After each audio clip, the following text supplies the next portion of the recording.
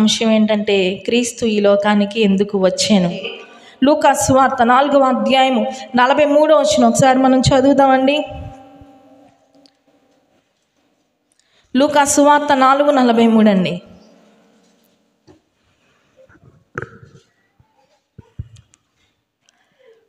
లూకా సువార్త 4వ అధ్యాయము 43వ వచనం చదువు. చాలండి. ఆయన ఎందుకు వచ్చాడంటే, నేను సువార్త ప్రకటించడానికి వచ్చానని ఎవరు చెప్తున్నారు తెలుసా? సాక్షాత్ యేసు ప్రభు వారు చెప్తున్నారండి. మరి దేవుడు వచ్చి నీ సంవత్సరాలు అయిపోతా ఉంది, దేవుడు తెలుసుకుంటున్నా, నువ్వు దేవుని మందిరానికి వెళ్తున్నా, నువ్వు బాప్తిస్మం తీసుకున్నా, నువ్వు బాప్తిస్మం తీసుకోకపోయినా, నువ్వు బైబిల్ పట్టుకుంటున్నా, నువ్వు మరి దేవుని సువార్తను ప్రకటిస్తున్నామండి. సాక్షాత్ యేసు ప్రభు వారు అంటున్నారు, నేను వచ్చింది ఏదో మీతో పాటు సామాన్య మనుషులకే చేపలు పట్టుకోవడానికో, ఏదో డేరాలు గుట్టుకోవడానికి, ఏదో వృత్తి చేసుకొని నేను బ్రతకడానికి రాలేదు, కానీ నా తండ్రి ఒక బాధ్యతనిచ్చి పంపించాడు నాకు. ఆ బాధ్యత ఏంటంటే, నేను సువార్త ప్రకటించి అనేకులు నేను రక్షించడానికి నేను వచ్చాను. నిజమైన క్రిస్మస్ అంటే అదండి. నువ్వు సువార్త ఎప్పుడైతే ప్రకటిస్తావో, నీ కుటుంబాన్ని నువ్వు ఎప్పుడైతే రక్షించుకుంటావో, నీ భర్తను ఎప్పుడైతే నువ్వు మార్చుకోగలుగుతావో, నీ బిడ్డలను ఎప్పుడైతే దేవుని సన్నిధికి నువ్వు నడిపిస్తావో, నీ కుటుంబాన్ని, నీ చుట్టుపక్కల ఉన్న వారిని అనేకులకు ఎప్పుడైతే నువ్వు సువార్త ప్రకటిస్తావో, అదే నిజమైన క్రిస్మస్. కొత్త బట్టలు వేసుకోవడం వల్ల క్రిస్మస్ కాదండి. ఇక్కడున్న నీకు నాకు ఎవరికైనా సరే కొత్త బట్టలు లేకపోతే మీరు బాధపడద్దండి. పిండి వంటలు చేసుకోలేకపోతే ఆ రోజు నువ్వు బాధపడద్దు. ఆ రోజు మంచి ఆహార పదార్థాలు నేను వండుకోలేకపోయానే, నా కుటుంబంతో నా బిడ్డలకు నేను పెట్టుకోలేకపోయి నువ్వు బాధపడద్దు. ఆ రోజు ఒక్క మనిషికైనా సరే నీలాంటి నాలాంటి పాపి కోసం నా యేసయ్య దిగి వచ్చాడని ఒక్క మాట చెప్పు, అది నిజమైన క్రిస్మస్. కొత్త బట్టలు వేసుకున్న వారికంటే నువ్వు ధన్యుడివి, ధన్యురాలివి. పిండి వంటలు చేసుకొని సంతోషించే వారికంటే నువ్వు ధన్యుడివి, ధన్యురాలివి. నీ సువార్తను అక్కడ ఆయన రాస్తాడు. నువ్వు ఆయన కోసం క్రీస్తునందు పడుచున్న ప్రయాస వ్యర్థం కదని దేవుడు చెప్తున్నాడండి. మనందరం 1000, 2000 పెట్టి సౌత్ ఇండియాకి వెళ్ళినా, చందన గ్రాండ్కి వెళ్ళినా, తుమ్మిడి బ్రదర్స్కి వెళ్ళి తెచ్చుకున్నా, లేదంటే అక్కడికి ఇక్కడికి వెళ్ళి తెచ్చుకున్నా, నా కుమార్తె వాళ్ళు 2000 రూపాయలు చీరగట్టు గ్రంథంలో రాయడండి దేవుడు. లేదంటే మగవాళ్ళు ఈ కాస్ట్లీ బట్టలు వేసుకున్న 2000 రూపాయలు ఫ్యాంట్ వేసుకొని కూర్చున్నారు ఇక్కడ, వాళ్ళ గురించి రాయడండి దేవుడు. నిజమైన క్రిస్మస్ ఏంటంటే, ఆయన సువార్త ప్రకటించడానికి వచ్చాడంటే ఇక్కడికి. నువ్వు ఎప్పుడైతే ఆయన తరపున కూడా సువార్తను ప్రకటిస్తావో, దేవుని గురించిన వార్తను ప్రకటిస్తావో, ఆయన ఎందుకు ఈ లోకానికి వచ్చాడో నువ్వు ఎప్పుడైతే ప్రకటిస్తావో, అది నిజమైన క్రిస్మస్ అండి. ఈరోజు ఎంతమంది ప్రకటిస్తున్నారండి? క్రిస్మస్ నెల అంటే చాలామందికి ఆషామాషి అయిపోయిందండి. నువ్వు ఆత్మతో భయభక్తులతో నువ్వు దాన్ని స్తుతించాలి. ఆ నెలంతా ఎంతో భయభక్తులు కలిగి ఉండాలి. ఒక మనుష్యుడు కాదండి ఆయన, దేవాది దేవుడు, తండ్రి కుమారుడు. ఎంతో మరి గాన ప్రతిగానాలతో, స్తుతులతో కూడిన పరలోక రాజ్యం, ఎంతో మహిమతో నిండి ఉన్న వైభవంతో కూడిన ఆ రాజ్యాన్ని విడిచిపెట్టొచ్చాడే నీకోసం, నా కోసం. ఏమండి, ఆయన జన్మించినప్పుడు మనం చూస్తూ ఉంటే మరి తల్లి నొప్పులు పడుతూ ఉంటే పశువుల పాకలో చోటు ఇచ్చారండి. పశువుల పాక ఎలా శుభ్రం చేసి ఉంటుందా? గొర్రెల దొడ్లు ఏమండి, గొర్రెలు వెళ్తూ ఉంటేనే వాసన వస్తూ ఉంటుంది. మీరు గమనించారో లేదు? ఒకలాంటి వాసన వస్తూ ఉంటుంది. కానీ అలాంటి పశువుల తొట్టిలో పడుకోబెట్టారంటే యేసు ప్రభు వారిని ఎందుకు వచ్చాడండి? నీ కోసం, నా కోసం నువ్వు నశించిపోకూడదని, నువ్వు ఆరని అగ్నిగుండంలో కాలిపోకూడదని, నీ కుటుంబం నశించిపోకూడదని ఆయన ఎందుకు వచ్చాడంటే, నిన్ను నన్ను రక్షించడం కోసం బాలుడిగా జన్మించాడు. అది నిజమైన క్రిస్మస్ అండి. ఆయన వచ్చాడు, వచ్చి సువార్త ప్రకటిస్తున్నాడంట. మరి నువ్వు ప్రకటిస్తున్నావా?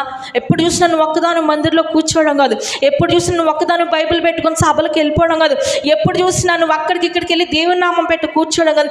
నీతో పాటు అనేక మందిని తీసుకెళ్ళాలి, నీతో పాటు నీ బిడ్డల్ని నడిపించాలి, నీతో పాటు నీ భర్త నడిపించాలి. అది నిజమైన క్రిస్మస్ అండి. సువార్త ప్రకటించి మళ్ళీ ఒకసారి చదవమ్మా. 4:43 లూకా సువార్త చదవమ్మా.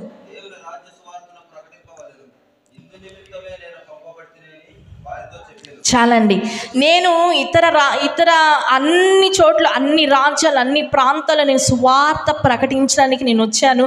ఇందు నిమిత్తమే నా తండ్రి నన్ను పంపించాడు. మరి నిన్నెందుకు పంపించాడు దేవుడు? ఆయన చిత్తాన్ని నెరవేర్చడానికి దేవుడు నిన్ను పంపించాడు. ఏదో నువ్వు కష్టపడి రూపాయి సంపాదించుకొని బిడ్డలకి మేడల మిద్దెలు కట్టి నా దగ్గరికి దేవుడు చెప్పలేదండి. దేవుడు మన నుండి చేసి సృష్టించి ఆయన స్తుతించడానికి. మన్నైనది వెనుకటి వల్లనే మరలా మన్నైపోను ఆత్మ దాన్ని దయచేసిన దేవుని యొద్దకు చేరాలి. దేవుని యొద్దకు చేరాలి అని బైబిల్ గ్రంథం చెప్తుందంటే, నువ్వు దేవుని యొద్దకు నీ ఆత్మ చేరాలంటే నువ్వు ఇక్కడ సువార్త ప్రకటించాలి. ఆ సువార్త ప్రకారంగా మనము జీవించాలి. మనం జీవిస్తున్న ఎన్ని క్రిస్మస్లు అండి? 30 సంవత్సరాలు వచ్చిన వాళ్ళకి 30 క్రిస్మస్లు చూసాం మనం. ఏమండి, 20 సంవత్సరాలు వచ్చిన వాళ్ళు 20 క్రిస్మస్లు చేసుకున్నారు. మరి ఎంతమందిని మనం మార్చాం ఆయన సువార్త ప్రకటించాడండి. పేతురు సువార్త ప్రకటించినప్పుడు 3000 మంది బాప్తిస్మం తీసుకున్నారంట. సౌలుగా ఉన్నప్పుడు గర్భిణీ స్త్రీల కడుపులు చించి ఆ పసిపిట్టలు సహితం లాగేవాడంట.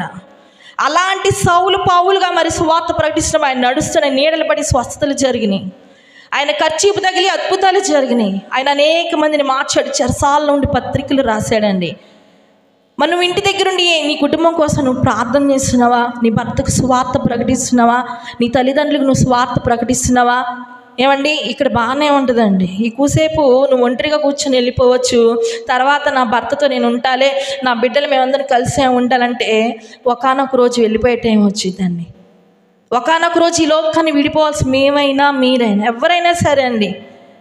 ఒకానొక రోజు నీ భూమిని విడిచిపెట్టి వెళ్ళిపోవాలి. మనం మంచిగా ఉండి దేవుని తెలుసుకొని దేవునికి ఇష్టానుసారంగా జీవిస్తే ఆయన రాజ్యంలో ఉంటామంట. మరి నీ కుటుంబ సభ్యులు వాళ్ళ ఇష్టానుసారంగా జీవించి వారు అపవిత్రులుగా ఉండి దేవుని సన్నిధికి రాలేక వారు వేరే చోటికి వెళ్ళిపోతే నీకు ఎంత బాధేసిద్ది?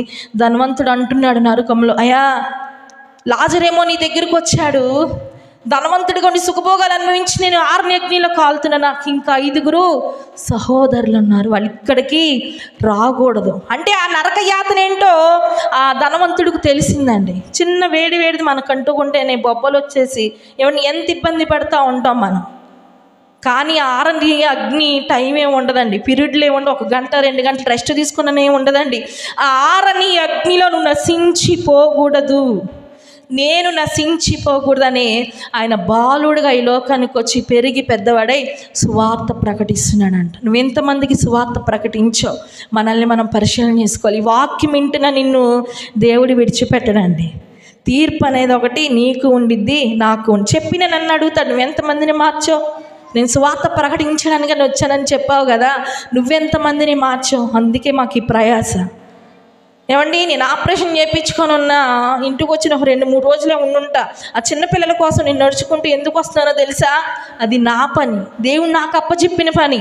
నీకు అప్పచెప్పిన పరిచర్య ఎవరికో నువ్వు అప్పచెప్పి నువ్వు ఇంటికాడు ఉంటే ఆ పిల్లలు చెదిరిపోతే రేపు నేను లెక్క చెప్పాలా దేవునికి? ప్రతి ఒక్క విషయంలో విన్న వాక్యాన్ని బట్టి నువ్వు మర్చిపోవచ్చు, కానీ దేవుడు మర్చిపోడు. మనల్ని బట్టి ఈ రాళ్ళు సాక్ష్యం ఇస్తాయంట, ఈ సాపులు సాక్ష్యం పలుకుతాయంట. పలానా రోజు పలానా దైవజనుడు దైవజనురాలు ఆ వాక్యం చెప్పినప్పుడు ఈ బిడ్డలు మర్చిపోయారని. ఆ వాక్యాన్ని మరిచిపోకుండా నువ్వు అనేకులకు సువార్తను ప్రకటించాలి. మనం ఏం చెప్తాం తెలుసా? పలానా అయ్యగారు అలాంటి వాడు, ఏమండి పలానా అలాంటిది, పలానా ఆయన ఇలాంటి వాడని మనం వ్యర్థమైన మాటలు వాళ్ళ మీద వీళ్ళ మీద నూరు పోసేసుకుంటూ చూసింది ఒకటి చేసింది ఒకటైతే ఏదేదో చెప్పేసుకుంటూ తిరుగుతూ ఉంటాం. అది కాదు దేవుడు నిన్ను చెప్పమంది, అది కాదు దేవుడు నిన్ను ప్రకటించమంది. సువార్త ప్రకటించమన్నాడు. మంచి వార్త, యేసు ప్రభువును కూర్చిన వార్త ప్రకటించాలి. చాలామంది చెప్తూ ఉంటారు, ఏం చెప్తూ ఉంటారో తెలుసా? మా అమ్మాయి అంత ఉద్యోగం చేస్తుంది, మా అబ్బాయి ఇంత ఉద్యోగం చేస్తుంది, వాళ్ళకి అంత బంగళా ఉంది, వాళ్ళ ఇంట్లో అయ్యున్నాయి అని చెప్పిందే చెప్పుకుంటూ మనుష్యుల గురించి పొగిడే వాళ్ళు ఎక్కువైపోయారండి. మనుషుల గురించి పొగటం కాదు, నీ బిడ్డల గురించి పొగటం కాదు, నీ బంధువుల గురించి చెప్పిందే చెప్పడం కాదు, నా యేసయ్య గురించి నువ్వు సువార్త ప్రకటించాలి. నువ్వు ఇంటింటికి తిరుగుతావు, లేదంటే నువ్వు ఏదైనా పని చేసుకుంటా ఉన్నప్పుడు కానీ, నువ్వు ఏదైనా ఉద్యోగానికి వెళ్తున్నప్పుడు కానీ, నువ్వెక్కడికి వెళ్ళినా సరే ఆయన సువార్తను ప్రకటించాలంట. మరి ఒక మాట మనం చూద్దామండి. మత్తయి సువార్త 1వ అధ్యాయము 21వ వచనం మనం చూద్దామండి. మత్తయి సువార్త 1వ అధ్యాయము 21వ వచనం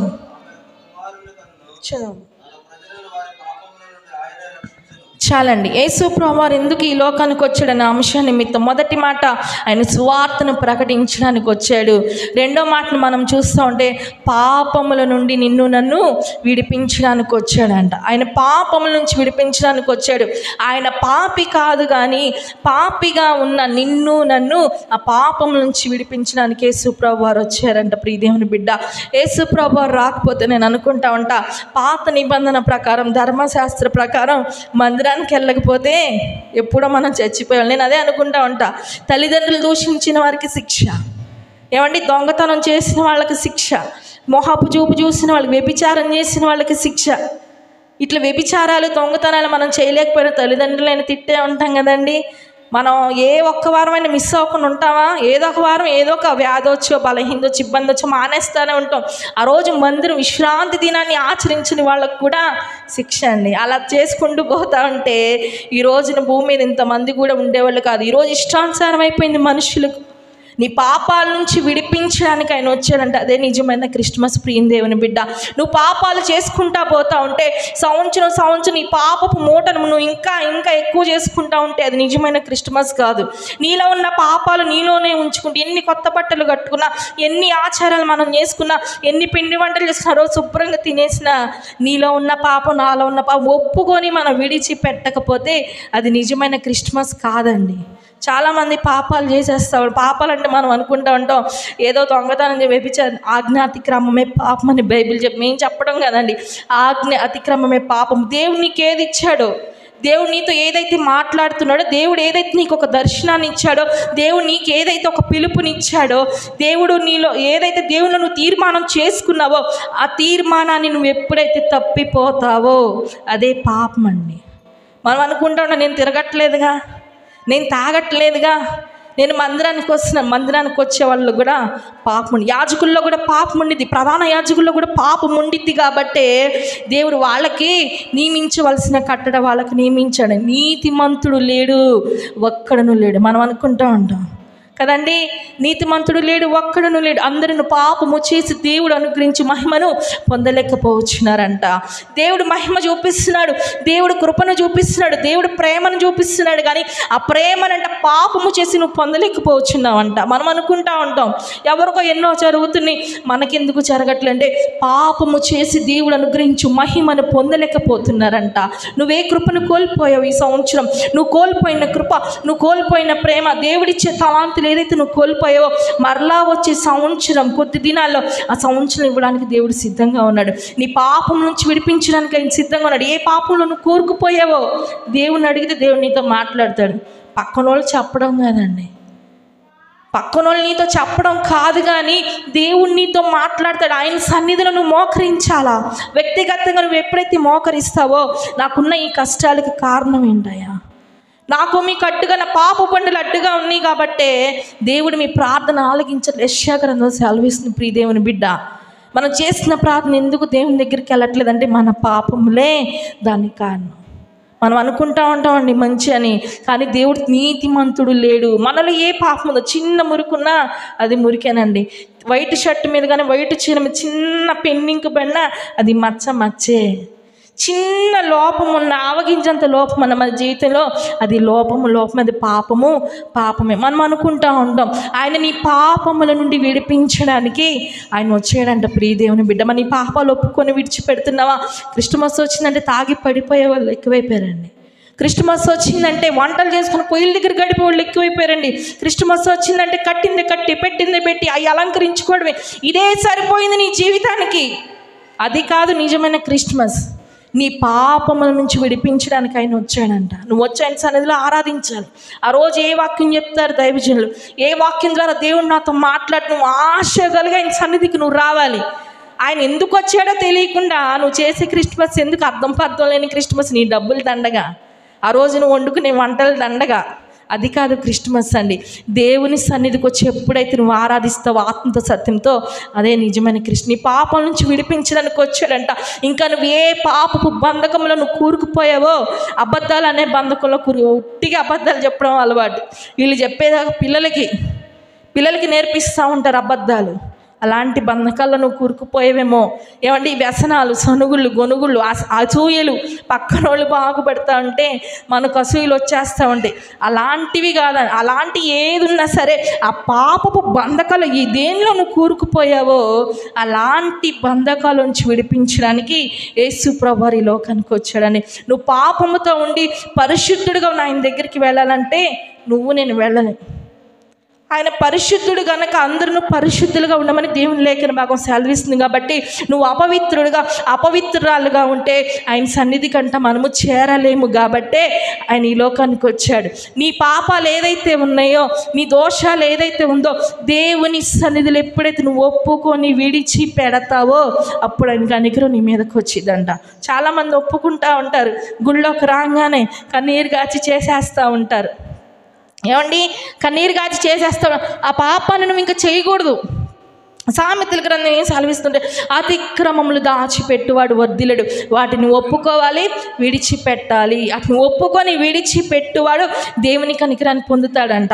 ఆయన క్షమాపణ నీకు దొరకాలన్నా, ఆయన ప్రేమ నీకు దొరకాలన్నా నువ్వు ఏ పాపంలో నువ్వు కూరుకుపోయావో ఆ పాపంలో నుంచి నువ్వు బయటికి రావాలి. దేవా, నేను ఈ పాపంలో నుంచి నేను బయటికి రాలేకపోతున్నాను, ఈ వ్యసనంలో నుంచి నేను బయటికి రాలేకపోతున్నాను, ఈ అక్రమ సంబంధాల నుంచి నేను బయటికి రాలేకపోతున్నాను, ఈ మోహపు చూపుల నుంచి నేను బయటికి రాలేకపోతున్నాను, ఈ లంచగండితనంలో, ఈ పోట్లాడుతాను, ఈ అసూయలో పలానా విషయాల నుంచి నేను బయటికి రాలేకపోతున్నానయ్యా. నన్ను ఈ పాప బంధకాల నుంచి నువ్వు నన్ను బయటికి తీసుకుని నువ్వు ఎప్పుడైతే ప్రార్థన చేస్తావో ఆయన నన్ను విడిపించడానికి ఈ లోకానికి వచ్చి. నువ్వు ప్రార్థన చేస్తున్నావా, పాపం చేసినా నువ్వు ఒప్పుకుంటున్నావు కానీ దాన్ని విడిచిపెట్టాలంట. ఆ పాపము జోలికంట నేను వెళ్ళకూడదని యేసయ్య కోరుకున్నాడండి. ఆయన సువార్త ప్రకటించడానికి వచ్చాడంట. మొట్టమొదటిగా ఆ సువార్త నువ్వు ప్రకటించడం నువ్వు నేర్చుకోవాలా. ఆయన నన్ను పాపముల నుండి విడిపించడానికి వచ్చాడంట.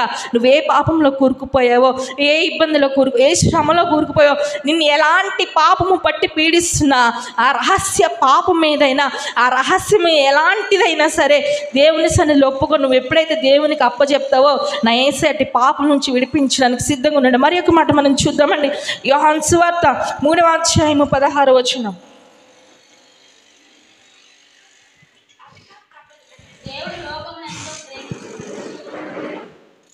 చదవమ్మా.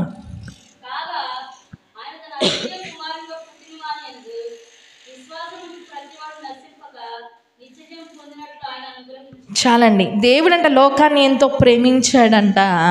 ఆ లోకంలో ఉన్న ప్రతి ఒక్కరూ నశించిపోకూడదని నిత్య జీవాన్ని ఇవ్వడానికి ఆయన వచ్చాడంట. నిత్య జీవం అంటే ఇంకా మరణం ఉండదు. ఇంకా దాంట్లో మనం ఈ లోకంలో జీవిస్తాం, 60 ఏళ్ళు జీవిస్తామో, 20 ఏళ్ళు జీవిస్తాం, లేకపోతే పుట్టి అప్పుడే గర్భంలో నుంచి బయటకు వచ్చి అప్పుడే చనిపోయిన బిడ్డలు ఉంటారు. ఏమండి, లేదంటే రకరకాలుగా మనకు మరణం వచ్చేస్తుంది. బయటికి వెళ్తే ఇంట్లోకి వస్తామో లేదో తెలియదు.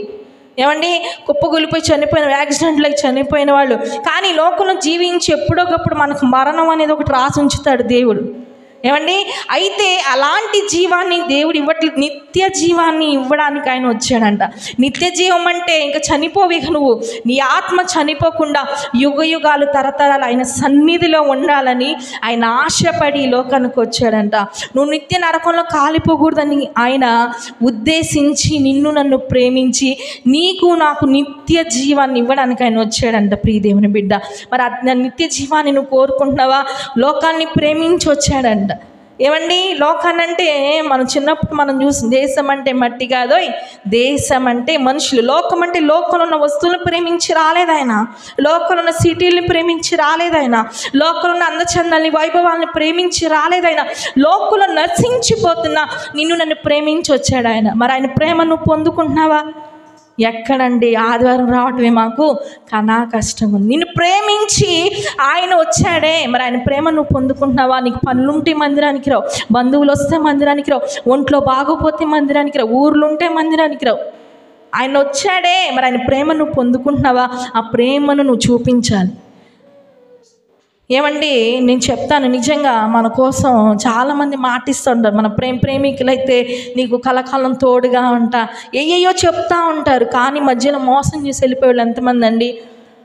వాళ్ళు ఇంకొకరిని ప్రేమిస్తే వీళ్ళు చూసి వీళ్ళు వాళ్ళని చంపడం, వాళ్ళని చంపడం. భార్యాభర్తలను చూస్తూ ఉంటే మరణం మనల్ని ఎడబాపు వరకు నేను నీతో ఉంటానని ప్రమాణం చేసే భార్యాభర్తలు ఎంతమంది అండి. కానీ ఆ ప్రేమ ఎంతవరకు ఉండిద్దో వాళ్ళకు వాళ్ళే గ్యారంటీ చెప్పుకోలేరండి, గ్యారంటీ ఇవ్వలేం. భార్యాభర్తలు వాళ్ళు పెళ్లి చేస్తాం, వాళ్ళు ఎన్ని సంవత్సరాలు కలిసి ఉంటారో కలిసి ఉండలేరో, ఇప్పుడే గొడవలు రావచ్చు ఏమండి. కానీ ఈ లోక ప్రేమ కాదుగా ఆయన చూపించేది, పరలోక ప్రేమను చూపించడానికి ఆయన వచ్చాడు ప్రియదేవుని బిడ్డ. ఆ ప్రేమ నువ్వు పొందుకోవాలి. నీకోసం ఆయన నరరూపిగా వచ్చాడండి. ఎన్నో మాటలు పడ్డాయి. ఇప్పటికే యేసుప్రభువు వారిని ఆయన ఒక వేసిక పుట్టాడు, లేదంటే ఆయన 3 మేకులు పీక్కోలేనాడు, ఆయనకు పెళ్ళయిందని ఆయన మీద సినిమాలు ఎంతో అవమానం చేసి, ఇంత అవమానం ఆయనకు అవసరమా? ఆయన ఎందుకు అవమానిస్తున్నా? ఈ లోకానికి రాబట్టే ఆయన అవమానిస్తుంది. నీకోసం ఆయన అవమానం ఈ రోజుకి కూడా. మీరు యూట్యూబ్లు చూసుకోండి, సోషల్ మీడియాకి వెళ్ళండి, యేసుప్రభువుని ఎంత అవమానంగా మాట్లాడుతున్నారు. నీ బిడ్డలంటే నీకు రోషం రాదా? నిన్నంటే నీకు రోషం రాదా? కానీ నా యేసయ్య అన్నీ చూస్తూ ఉంటున్నాడు. ఎన్నో మాటలు యేసుప్రభు నీ కోసం నా కోసం ఈ లోకానికి వచ్చి ఇప్పటికీ ఆయన మాటలు అంటున్నారు ప్రియదేవుని బిడ్డ. కానీ ఆ ప్రేమ నువ్వు పొందుకుంటున్నావా? ఆ ప్రేమ నువ్వు పొందుకోలేకపోతున్నావు. దేవుని పెడచెవుని పెట్టేస్తూ ఉంటున్నావు, దేవుని వాక్యాన్ని పెడచెవుని పెట్టేస్తూ ఉంటున్నావు ప్రియదేవుని బిడ్డ. నిన్ను నన్ను సర్వమానవాళ్ళని, నీతిమంతుల కోసం ఆయన రాలేదండి, పాపుల కోసం ఆయన వచ్చాడు, త్రాగుబోతుల కోసం వచ్చాడు, వ్యభిచారుల కోసం ఆయన వచ్చాడు, అబద్ధికుల కోసం ఆయన వచ్చాడు, లోకంలో ప్రతి ఒక్క పాపి కోసం ఆయన వచ్చాడు. కానీ మనమే ఆయన ప్రేమని పొందుకోలేకపోతున్నావు. ఆయన ప్రేమను ఎప్పుడైతే నువ్వు అర్థం చేసుకుంటావో, ఆయన ఎప్పుడైతే నువ్వు గౌరవిస్తావో, ఆయన ఆత్మతో సత్యంతో ఎప్పుడైతే నువ్వు ఆరాధిస్తావో నిత్య జీవాన్ని ఇస్తాడంట ప్రియదేవుని బిడ్డ. ఈ లోకంలో కొన్ని సంవత్సరాలే మనం ఉండేది. దేవుడు పిలిచినప్పుడు మనం వెళ్ళిపోవాలి. ఇక్కడున్న నేనైనా, అక్కడున్న మీరైనా ఉన్న పలానుగా పిలిస్తే వెళ్ళిపోవాలి దేవుని సన్నిధికి. అక్కడంటే ఎప్పుడు నిత్య జీవము, ఎప్పుడు సంతోషము, ఎప్పుడు ఆకలి దప్పులు ఉండవంట ఆయన సన్నిధిలో, అప్పుల బాధలు ఉండవు ఆయన సన్నిధిలో. ఎటు నుంచి ఏ సార్లు వస్తున్నారని దాక్కోవాల్సిన పని ఉండదు. పిల్లలు పండగలకి పప్పులు వండమని, చీరలు కొనమని, బట్టలు కొనమని, ఏమండి మొగుడు పిల్లలు గొడవలు అక్కడేం ఉండవు. నిత్య సంతోషము, నిత్య ఆనందం నీ కొరకు ఆయన దాచిపెట్టాడంట. ఆ నిత్య రాజున నువ్వు ఉండాలనే ఆయన నేను నశించిపోకూడదని లోకాన్ని ప్రేమించి వచ్చాడంటండి. అది నిజమైన క్రిస్మస్. ఆ ప్రేమ నువ్వు పొందుకుంటున్నావా? నువ్వు త్రాగుబోతుడిగానే నువ్వు క్రిస్మస్లు జరుపుకున్నావు, నువ్వు అబద్ధికుడిగానే నువ్వు క్రిస్మస్లు జరుపుకున్నావు, నువ్వు ఒక తిరుగుబోతుగానే క్రిస్మస్లు ఆరాధన చేస్తున్నావు, నువ్వు ఒక అసూయ పర్రాలుగానే క్రిస్మస్ ఆరాధన చేస్తూ ఉంటే నీ జీవితాలు మార్చుకోవాలి. మన జీవితాలు మార్చుకోకుండా, మన బ్రతుకులు మార్చుకోకుండా మనం ఎన్ని క్రిస్మస్ ఆరాధన చేసినా, నీ సమయం వచ్చినప్పుడు, నీ పిలుపు వచ్చినప్పుడు, అయ్యా నేను పుట్టి ఒక 50 క్రిస్మస్లో నేను పాల్గొన్నానే, నేను పుట్టి ఒక 30 సంవత్సరాలు క్రిస్మస్ ఆరాధన చేశానంటే రేపు అక్కడ మనకి పిలుపు ఉండదు ప్రియదేవుని బిడ్డ.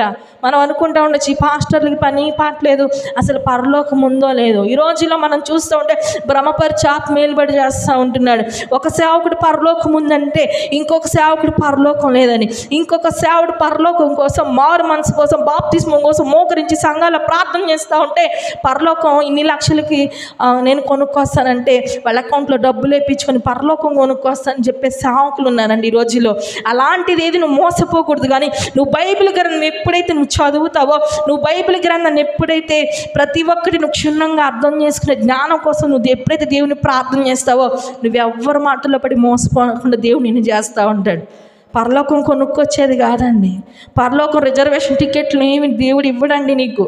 నీ సిద్ధపాటే, నీ భక్తే నీకు అక్కడ రిజర్వేషన్. ఒక మాటలో చెప్పాలండి, నువ్వు ఎప్పుడైతే సిద్ధపడిన కన్యకలో నువ్వు సిద్ధపడి ఉంటావు, ఒకవేళ ముందు నీ పోకడైనా, ముందు ఆయన రాకడైనా నువ్వు పరలోక రాజ్యానికి చేరగలదు. నిత్య జీవాన్ని ఇవ్వడానికి ఆయన వచ్చాడంట. మరి ఆయన ఇచ్చే నిత్య జీవం నువ్వు పొందుకోవడానికి సిద్ధంగా ఉన్నావా?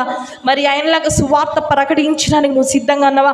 నువ్వు ఏ పాపపు బంధకాల్లో అయితే కూరుకుపోయావో ఆ పాపం నుంచి నన్ను బయటికి తీసుకురాయా. ఎన్నో క్రిస్మస్ ఆరాధనలు నేను పుట్టిన దగ్గర నుంచి చేస్తూ ఉన్నాను, కానీ నిజమైన క్రిస్మస్ నేను జరుపుకోలేకపోయాను, ఆత్మ సత్యంతో నిన్ను ఆరాధించలేకపోయినాయా, పాపంలో ఉండే నేను క్రిస్మస్ చేసుకున్నాను. ఈ సంవత్సరమైన అట్టి బంధకాల నుంచి నువ్వు నాకు విడుదల పోయి నువ్వు ఎప్పుడైతే ప్రార్థన చేస్తావో అది నిజమైన క్రిస్మస్ అండి. ఆయన నిత్య జీవాన్ని ఇవ్వడానికి వచ్చాడంట. దేవా ఈ లోకంలో ఉందే నేను శాస్త్రం అనుకున్నానయ్యా, ఈ లోకంలో అందచంద, ఈ లోకంలో చదువు, ఈ లోకంలో పనిపాట్లు, ఈ లోకంలో ఆస్తి పాస్తులే నేను శాస్త్రం అనుకున్నాను, కానీ నువ్వు నిత్య జీవాన్ని ఇచ్చే దేవుడు అయ్యా. నీ నిత్య జీవాన్ని కావాలని నేను కోరుకున్నాను. అట్టి జీవం పొందుకోవడానికి నేను ఏ సిద్ధపాటు కలిగి నేను జీవించాలో అట్టి సిద్ధపాటు నువ్వు నాకు నేర్పించని నువ్వు ఎప్పుడైతే ప్రార్థన చేస్తావో అట్టి సిద్ధపాటు నా యేసయ్య నీకు నేర్పిస్తాడు ప్రియ దేవుడు. మరి ఒక మాట చూసి మనం ముగించుకుందాం. మార్కు సువార్త 10వ అధ్యాయము 45వ వచనం మనం చూద్దామండి.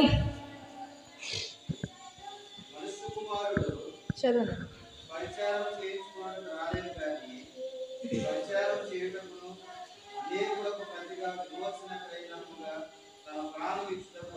చాలండి. మనుష్య కుమారుడు యేసు ప్రభువు ఈ లోకానికి ఎందుకు వచ్చాడంటే చివరి మాటగా తన ప్రాణమును ఇవ్వడానికి వచ్చాడంట. చాలామంది ఇప్పుడు మాతో మొదలు ఏమంటున్నారండి, 3 మేకులు పిక్కోలేనోడు సిలువలో ఆయన ఒక దేవుడా, ఆయన పీక్కొని పారిపోవడానికి రాలేదు. ఆఖరి రక్తపు బొట్టు వరకు నీ కోసం నా కోసం సర్వం ఆయనకున్నదంతా దారపోసి నిన్ను నన్ను అక్కడ చేర్చడానికే నా యేసు ఈ లోకానికి వచ్చాడు. మొత్తం మొదలు ఇష్టం వచ్చినట్టు పెట్టిరిగిపోతున్నారండి. 3 మేకులు పీక్కోలేనాడు, మిమ్మల్ని ఎవరు రక్షిస్తాడయ్యా? ఆయన మేకులు పీక్కోవడానికి కదా ఆయన వచ్చింది. గాలి సముద్రాన్ని ఆపగలిగిన శక్తిమంతుడు నా యేసయ్య. బండ నుంచి నీళ్ళని రప్పించిన వాడు 3 మేకులు పీక్కోలేడా అండి?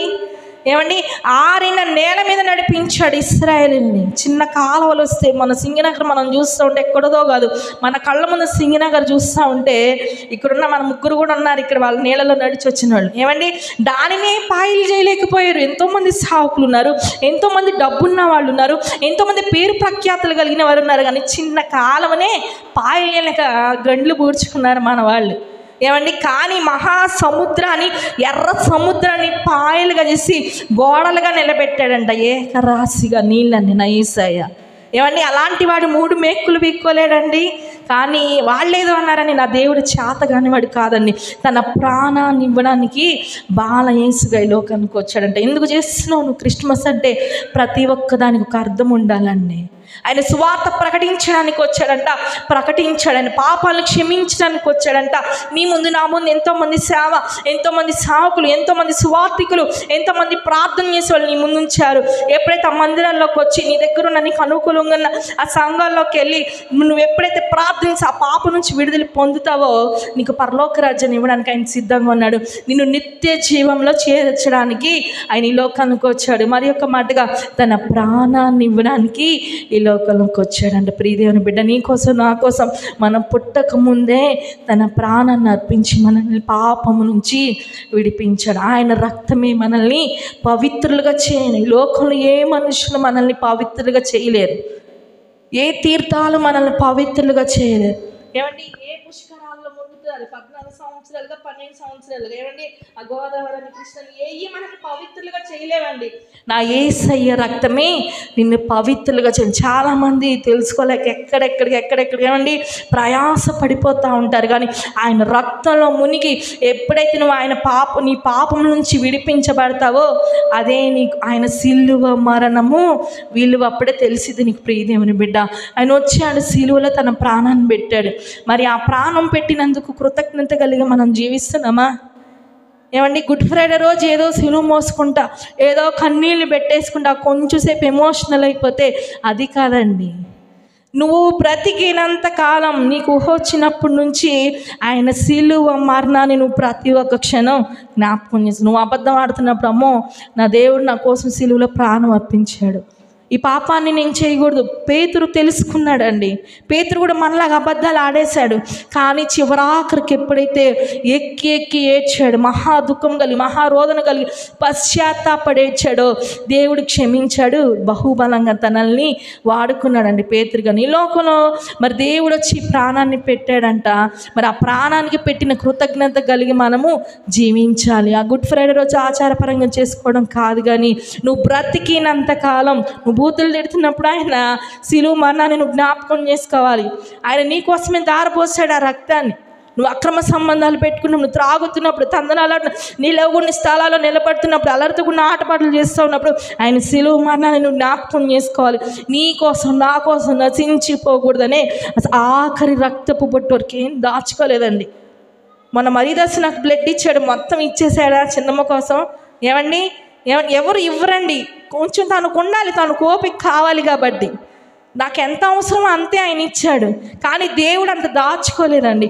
ఆఖరి రక్తం ఆయన ప్రక్కటెముకలు పొడుస్తూ ఉంటే రక్తము నీరుగా మారిపోయిందంట. ప్రియ దేవుని బిడ్డ, ఎన్నో మాటలు ఏమండి, చిన్న ముళ్ళు గుచ్చుకుంటేనే అది తీపిచ్చుకునే వరకు, ఎవరితో వాళ్ళతో తీపిచ్చుకునే వరకే మన ప్రాణం అల్లాడిపోతూ ఉంటుంది. ఆయనకి తలలో గుచ్చారండి. ఆ ముళ్ళ కిరీటం గుచ్చుకోవాల్సినంత పాపం ఆయన ఏం చేయలే. ఆయన అంత తప్పులు ఏం చేయలేదు. అనేక మంది ముందు, పాపిలుగా ఉన్న మనుషుల ముందు తల ఉంచుకున్నాడు యేసయ్య. నీకోసం, నా కోసమే. ఆయన ఆ రోజు తల దించుకోకపోతే, ఆయన ఆ రోజు అవమానాలు పొందకపోతే నీకు నాకు పరలోకం ఉండదని ఆయన తెలిసాను. ఆయన తండ్రి చిత్తాన్ని నెరవేర్చడానికి వచ్చాడు. తండ్రి యొక్క బాధ్యతను అప్పచెప్పాడు. నా బిడ్డలు నశించిపోకుండా ఉండాలంటే నీ రక్తము భూమి మీద చిందించబడాలి. ఆయన ముందు రోజు ఏమని ప్రార్థన చేశాడు? తండ్రి, నీ చిత్తమైతే నేను నా ఎదురు నుండి తొలగించు. అయినా నా ఇష్టం కాదయ్యా, నీ చిత్తమే. ఆ చిత్తాన్ని నెరవేర్చాలంటే, ఆ మనుషుల మాటలు నేను తట్టుకోవాలంటే, ఆ ముళ్ళ కిరీటం పెట్టినప్పుడు ఆ బాధ నేను అనుభవించాలంటే నీ శక్తి నాకు కావాలయ్యా. శిష్యుల దగ్గరకు వస్తాడు. ఒక్క గడి అయినా నా కోసం మేల్కొని ఉండలేరా? 3 సార్లు హెచ్చరిస్తాడండి. దేవుడు కూడా అడుగుతున్నాడు, ఒక్క గడి అయినా మేల్కొని ఉండి నీ కోసం, నీ కుటుంబాల కోసం, నిత్య జీవం కోసం, నీ పాపాల నుంచి విడుదల కోసం, సువార్త ప్రకటించిన సిద్ధపాటు కోసం నువ్వు ప్రార్థన చేయమని దేవుడు కోరుతున్నాడు.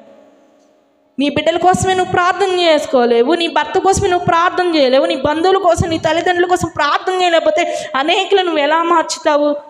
దేవుడు సువార్త ప్రకటించడానికి వచ్చాడంటే ఎన్నో అద్భుతాలు చేశాడు. ఎంతోమందికి సువార్త ప్రకటించాడు. నమ్మిన వారు నమ్మారు, నమ్మని వారు ఆయన్ని దూషించారు. నువ్వు సువార్త ప్రకటించినప్పుడు నిన్ను హేళన చేస్తూ ఉంటారా? ఇదే పెద్ద భక్తురాలా, దీనికే కుదరలేదు, ఈడికే కుదరలేదు, ఈడన్నీ అయిపోయొచ్చి, ఇదన్నీ అయిపోయొచ్చి ఇప్పుడు మనకు దేవుడి మాటలు చెప్తున్నారని అంటే అనుకోనివ్వండి. ప్రియ దేవుని బిడ్డ, ఏం బాధపడదు.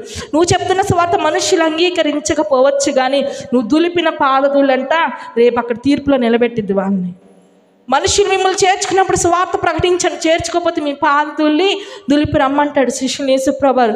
మనుషులు ఏదో మనల్ని ఏళన చేస్తారు, మనుషులు ఏదో మనల్ని ఎగతాళి చేస్తారు, నువ్వు బిడియపడద్దు, నువ్వు సువార్త ప్రకటించాలి. అనేకులు ఆయన సన్నిధికి నువ్వు నడిపించాలి. మా మందిరాన్ని నింపండి నేను చెప్పట్లేదండి. నువ్వెవరైనా సరే, నువ్వు వెళ్ళగలిగిన మందిరానికి నువ్వు ప్రార్థన చేసుకుంటున్నప్పుడు వాళ్ళ ప్రార్థనలు కూర్చోబెట్టు.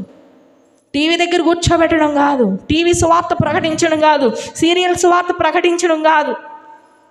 యేసయ్య సువార్తను ప్రకటించాలా, యేసయ్య గురించి నువ్వు ప్రకటించాలా. ఆయన ఈ లోకానికి ఎందుకు వచ్చాడు? ఎన్ని అవమానాలండి. ఆయన కొడతా ఉంటే మాంసపు ముద్ద వచ్చేస్తూ ఉంటుందంట. ఏమండి, భర్త కానీ, తండ్రి కానీ, చెల్లి, తోడుపుట్టిన మనం కొట్టుకుంటా ఉంటే ఎంత నొప్పి వస్తూ ఉంటుందండి. సంబంధం లేని వాళ్ళు ఆయన కొడుతూ ఉంటే, సంబంధం లేని వాళ్ళు ఆయన మీద ఉమ్మేస్తూ ఉంటే ఎందుకు భరించాడండి? ఆయన తండ్రి చిత్తాన్ని నెరవేర్చడం కోసం, నిన్ను నన్ను రక్షించడం కోసం, నిన్ను నన్ను పరలోక రాజ్యం చేర్చడం కోసమే ఆయన ఈ లోకానికి వచ్చాడండి. నువ్వు అర్థం చేసుకుంటున్నావా? రేపు బుధవారం క్రిస్మస్ అని ఎంతమంది ప్రిపేర్, నేను కూడా ప్రిపేర్ అయిపోయాను మంచి చీరకి. మిషన్ మీద అంతా అయిపోయింది, ఎప్పుడొచ్చిందా నేను కూడా చూస్తున్నా. అది కాదండి నిజమైన క్రిస్మస్. ఆత్మతో, సత్యంతో ఆయన ఎందుకు వచ్చాడో ఆయన చేసేసాడు, ఆయన వెళ్ళిపోయాడు. ఆయన బిడ్డగా నిలబడిన నువ్వు, ఆయన సువార్త చెప్తున్న మేము కూడా ఆయన చిత్తాన్ని నెరవేర్చేవారిగా మనం ఉండాలి. కళ్ళు మూసుకుందాం, ప్రార్థన చేసుకుందాం. 4 విషయాలు ఇది మనం చెప్పుకున్నామండి.